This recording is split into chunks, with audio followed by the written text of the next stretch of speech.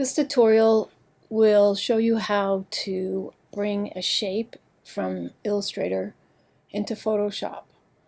The shape was created using Adobe Capture app on my iPhone. So if you have a cloud subscription, you will be able to have your shapes end up in your library. So if you go to Window, Libraries, here on the right you can see with the Capture app, it allows you to do a color palette. You can make some brushes, custom brushes, and then for graphics you can take a picture and then turn that picture into a black and white graphic.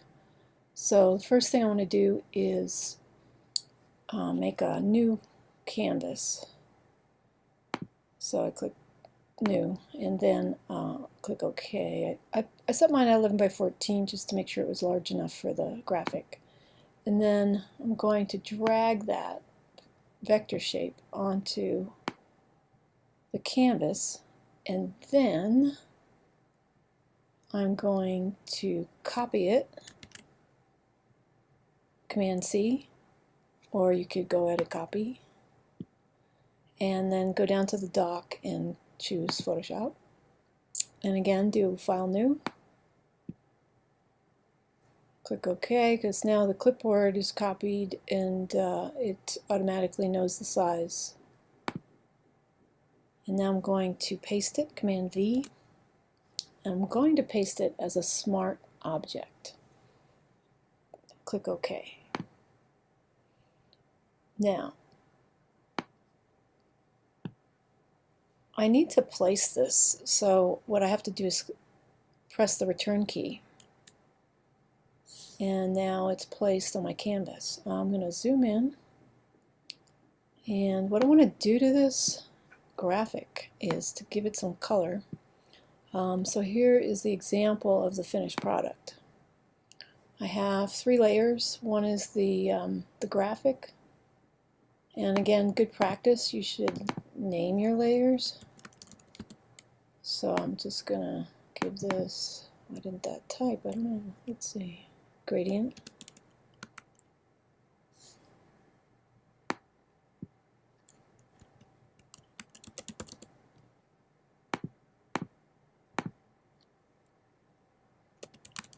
You have to make sure it's blue in order to change it. If it's just gray, it doesn't let you, but if it's blue, it lets you type. Let's see, this is the photo. Okay, so now I have my layers named, and just to show you, if I turn off the graphic and the gradient, here's the photo, but I've masked the background. So I just wanted the flag, and then I added the gradient, and then I added the graphic. So let me show you how you do that. So let's go back to my vector smart object. Now what I want to do is make a gradient layer, but I want to turn the background into layer 0. And again, I'm going to name this gradient. And then I'm going to go to the gradient tool on the left and select my gradient. Now I have the blue at the top and the red at the bottom, and the way I can do that, whereas this is red at top and blue at bottom, I hit the reverse box, and then let me turn off the graphic here and just do a diagonal gradient. Okay, so that's finished. Next, let's see, we need to bring the photo in. So now I'm going to go to Bridge and locate my photo. And I know this from past experience that my photo is a lot larger than my graphic because it's 300 dpi versus 72. So in this case, if I bring this in, I'll just let you see what happens. I'm going to copy paste it onto my artwork here. So I can either copy paste it or I can hold the shift key when I click on the move tool and I just drag it in the window and it should just go right on top. There we go. So you can see, that's an interesting effect though. See, happy accidents. I might have to remember that for future reference. But what I'd like to do is show you how I used it this way. So if I go to Edit, Transform, Scale, and zoom way out so I can see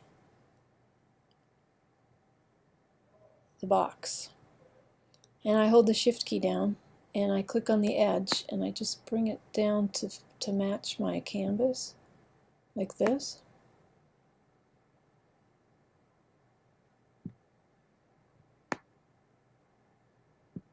And when I'm ready, I should zoom in so I can see it better.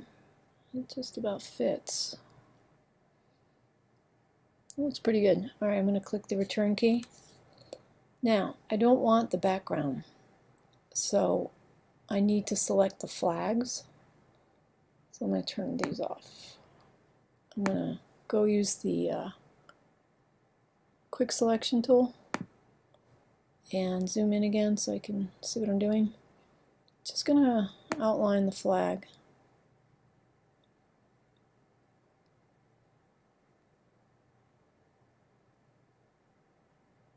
Trying to stay within the flag and not select outside of it. And then the second flag here.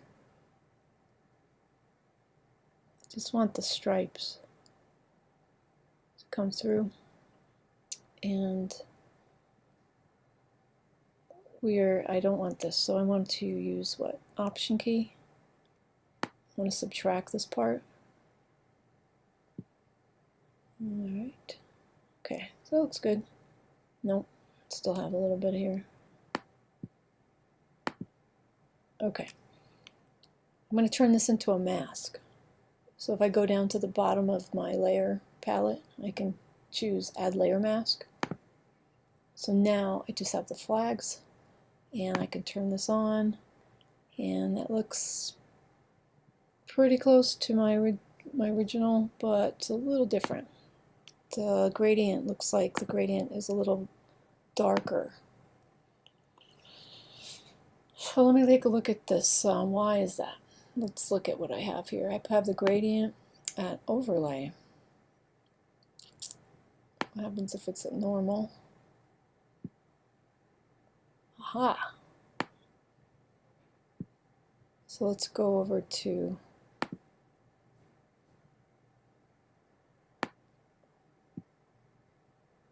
I see. If I click on overlay, kind of made it a little more dramatic. Maybe I want to make my gradient a little darker.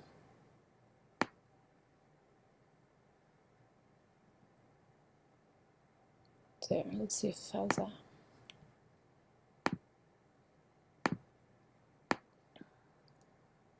It's closer, it's still not exact, but definitely closer.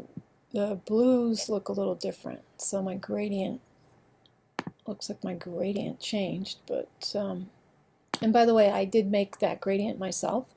Let me add that to this demo. If I go to the gradient tool and I clip on the gradient box, it opens up a gradient editor, so you can actually make your own gradient. If I say I want to change this, the blue is different. Let's change the blue color to a darker blue. Like that. And I can shift the how much where the white appears. I could delete the white. I could change the colors completely. I can add colors. If you just click, you can add a color. It's a kind of good method to know that you can make your own gradients.